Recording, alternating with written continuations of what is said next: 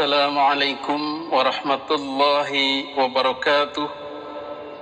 Alhamdulillahi wa kafa alladzi lahul asmaul husna wa sifatul alya wa huwal ma'budul murtaja.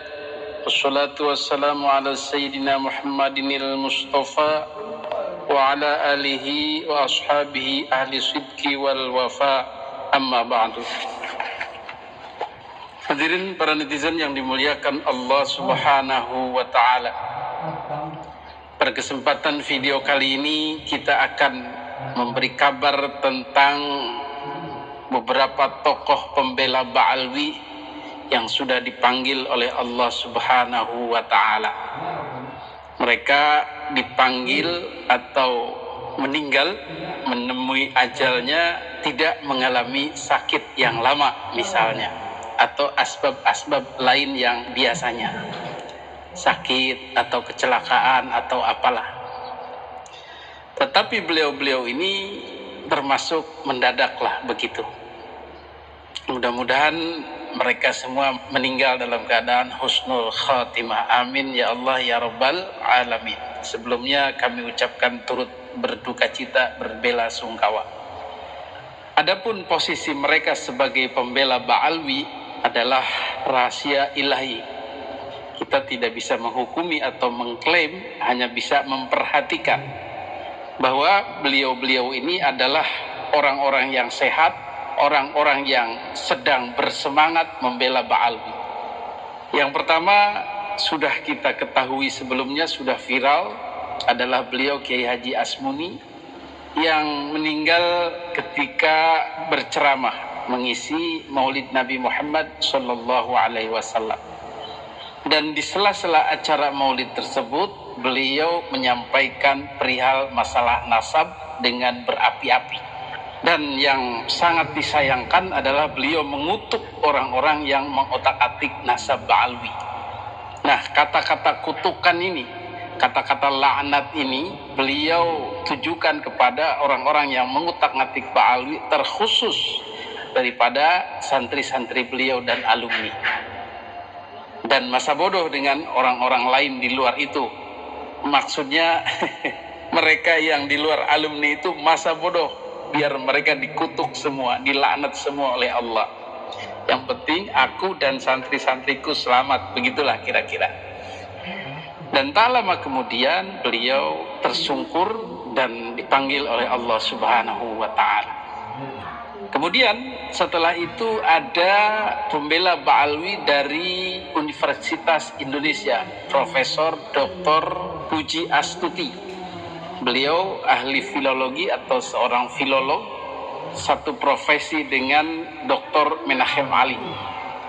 Kalau Dr. Menachem Ali konsisten menyampaikan bahwa Ba'alwi itu tidak ditemukan manuskrip-manuskripnya, tidak bisa disambungkan kepada Kangjeng Nabi Muhammad Sallallahu Alaihi Wasallam, maka Profesor Dr. Titik Puji Astuti ini terlihat membela Ba'alwi dengan keterbatasan yang ada.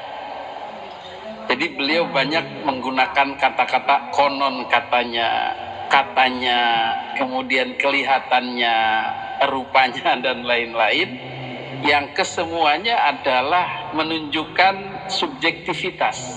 Bahkan ada kesan untuk memanipulasi keilmuan filologi dan menggiring opini bahwa filologi menemukan data itu, padahal tidak, hanya asumsi-asumsi belaka. Seperti orang Hadromi kebiasaan merubah nama.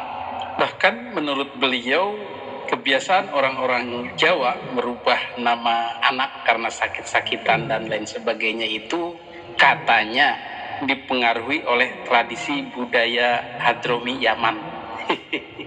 Tofoyo. Sanggahan. Jadi yang tadi permasalahannya itu terputus hubungan terhadap Rasulullah karena tidak adanya nama Ubaidillah, yang adalah nama Abdullah. Pada komunitas Hadrami di Indonesia, dan konon katanya ini juga merupakan kebiasaan masyarakat Ba'alwi di Hadrami, di tanah asal mereka. Agak kecil ya, kebiasaan untuk mengganti nama. Saya mengalami banyak yang diganti namanya karena tidak cocok. Kok kok anak ini sering sakit, kok anak ini nakal sekali, namanya nggak cocok ini, namanya terlalu berat. Ya. Nah, tapi tidak semua etnik di Indonesia mengenal juga kebiasaan ini. Kelihatannya kebiasaan ini adalah kebiasaan Hadrami, lalu etnik-etnik yang kena pengaruh Hadrami mempunyai kepercayaan bahwa ada orang yang namanya tidak cocok lalu diganti. Oh, nama Quraisy itu berat, banyak orang yang tidak kuat memakai nama Quraisy, diganti namanya menjadi ringan, menjadi Yunus, menjadi Muhammad, dan anak itu sehat terus ya, atau anak yang nakal menjadi tidak nakal lagi. Itu yang pertama, ada orang diganti namanya.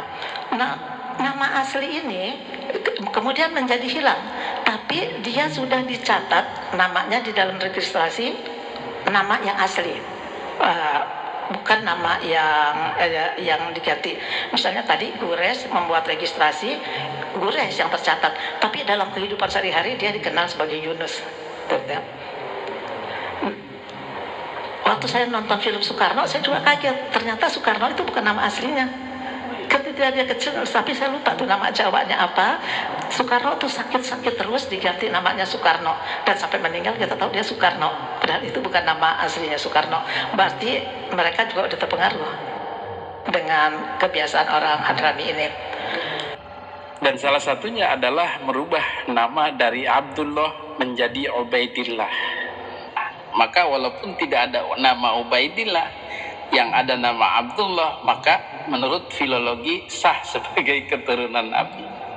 Padahal Abdullah yang ada pun bukan sebagai keluarga Ba'alwi, tapi dari keluarga Jadid.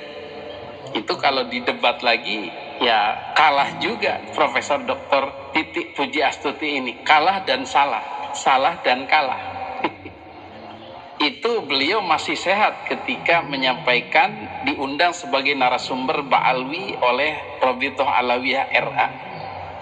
Tetapi kemudian sebulan berselang, ya baru-baru ini berarti beliau dipanggil oleh Allah Subhanahu wa Ta'ala, yaitu pada hari Senin tanggal 21 Oktober 2024. Kemudian pembela Ba'alwi lainnya yang baru-baru ini juga dipanggil oleh Allah Subhanahu wa Ta'ala, yaitu beliau Kiai Haji Abdullah Zaini, pengasuh pondok pesantren Raudhatul Ulum Besuk Kejayan Pasuruan. Mudah-mudahan beliau meninggal dalam keadaan husnul khatimah. Kami juga mengucapkan turut berduka cita. Beliau ini adalah seorang kiai yang mewanti-wanti agar jangan ikut-ikutan golongan Imaduddin. Jadi beliau tidak menyebutkan kiai, tapi langsung Imaduddin, golongan Imaduddin atau golongan orang-orang yang sesat. Jadi jangan sampai ikut-ikutan, terutama santri-santriku dan alumni-alumni. Harus di screening itu, harus diperiksa satu-satu, jangan sampai ada yang ikut-ikutan. Karena mereka adalah orang-orang yang sesat. Jadi beliau ini sebelumnya adalah orang yang sangat keras menentang Kiai Haji Imaduddin dan protektif terhadap santri-santri dan alumninya, jangan sampai ada yang ikut-ikutan. Bahkan akan di screening segala. Maksudnya dilitsus lah, seperti zaman Orde Baru, diperiksa satu-satu. Ketahuan dukung Kiai Imad atau dukung tesis, ya akan disanksi. Kula nyuwun setunggal kangge para mutaharrijin pun sampai metu saka cinta teng Ba'alawi, pun sampai katut-katut Imaduddin, lek sampai katut-katut pengurus akan bertindak, sebab pengurus menika kagungan cabang-cabang himpunan santri Besuk. Lan iki ingkang akan mengadakan screening terhadap alumni-alumni yang ikut-ikut ngenyek Ba'alawi, ikut-ikut golongan Imaduddin wal iyadzubillah. Dan ketika beliau berbicara seperti itu, beliau dalam keadaan sehat walafiat, dan tak lama kemudian pada haul kemarin, haul Solo kalau nggak salah, beliau dipanggil oleh Allah Subhanahu wa Ta'ala. Hadirin yang dimuliakan Allah Subhanahu wa taala, kabar dipanggilnya beberapa pembela Ba'alwi menghadap Allah Subhanahu wa taala bagi sebagian kita tidak bisa dilepaskan dari peran-peran mereka membela Ba'alwi. Walaupun bukan sebab mereka membela Ba'alwi, tetapi beberapa rentetan peristiwa itu bagi sebagian orang lebih meyakinkan bahwa Kiai Haji Imaduddin Utsman Al-Bantani sepertinya benar. Sepertinya loh. Karena dalam tanda kutip musuh-musuh Kiai Haji Imaduddin, orang-orang yang keras menentang Kiai Haji Imaduddin, kemudian dipanggil oleh Allah Subhanahu wa taala. Tetapi ini bukanlah dijadikan sebagai tolak ukur ya. Hanya tersirat keyakinan saja bagi pendukung Kiai Haji Imaduddin Utsman Al-Bantani. Dari beberapa cerita Kiai Haji Imaduddin sendiri, bahwa beliau banyak mengalami kejadian seperti ini. Ini cerita beliau sendiri loh. Banyak kejadian ketika akan masuk sebuah wilayah yang di situ ada penentangan yang kuat dari tokohnya yang anti terhadap Kiai Haji Imaduddin, maka beliau tidak pernah bisa masuk wilayah tersebut, tidak pernah bisa memberikan pencerahan di daerah tersebut. Tetapi tak lama kemudian tokoh tersebut meninggal dan Kiai Haji Imaduddin bisa masuk memberikan pencerahan. Ini cerita Kiai Haji Imaduddin sendiri, banyak kejadian seperti itu. Wallahu a'lam. Ini rahasia ilahi ya, misteri ilahi. Kita hanya bisa meraba-raba. Tetapi terlepas dari itu semua, kita tidak berusaha menghubung-hubungkan itu. Hanya rentetan peristiwa ini bagi sebagian orang lebih meyakinkan saja bahwa ada semacam peringatan dari Allah Subhanahu wa taala untuk para pembela Ba'alwi. Sepertinya begitu, ini keyakinan dari para pendukung Kiai Haji Imaduddin Utsman Al-Bantani. Tetapi bagi para pembela Ba'alwi mungkin juga punya alasan lain atau punya pengambilan ibroh lain. Mungkin saking kuatnya pembelaan terhadap kebenaran sehingga sampai meninggal, artinya sampai titik darah penghabisan, sampai segala pikirannya dicurahkan untuk membela Ba'alwi, maka akhirnya menjadikan beban. Dan itulah yang kemarin kita ulas, kepada siapapun janganlah polemik nasab ini sampai membebani hidup kita, sampai menjadikan sepandang, marah besar, mengutuk, melaknat dan lain sebagainya. Maka watak-watak seperti itu, kemarahan yang membara, yang meluap-luap, yang emosi, yang melaknat-laknat dan lain sebagainya, itu akan mempengaruhi kesehatan, mempengaruhi jalan pikiran otak dan lain-lain. Jadi bagaimana? Ya biasa saja, santai saja. Lakukan dakwah sebagaimana mestinya, seperti dari kelompoknya Kiai Haji Imaduddin, banyak dicaci maki, banyak disumpah serapai, dicemooh, dilaknat, dikafir-kafirkan, dimusyrik-musyrikan, diwahabi-wahabikan, komunis dan lain sebagainya. Biasa saja. Dan itu alhamdulillah berguna baik buat kesehatan pikiran dan badan, insya Allah. Sekali lagi kami mengucapkan turut berduka cita, bela sungkawa yang sedalam-dalamnya bagi para muslimin sesama pribumi yang membela Ba'alwi dan kemudian dipanggil oleh Allah Subhanahu wa taala. Semoga mereka. Demikianlah telah kita ikuti bersama.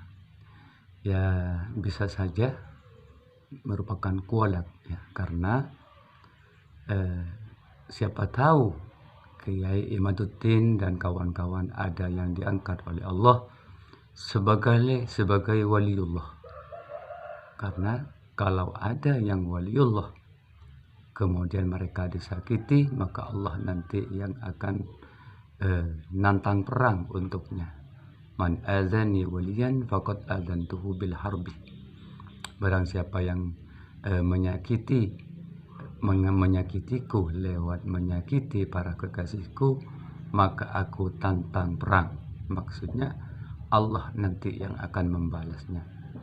Ya, semoga mereka diampuni oleh Allah dan kita semua mendapatkan taufik, maghfirah, inayah dari Allah Subhanahu wa taala berkat syafaatnya Nabi Muhammad fid dunya wal akhirah. Wassalamualaikum warahmatullahi wabarakatuh.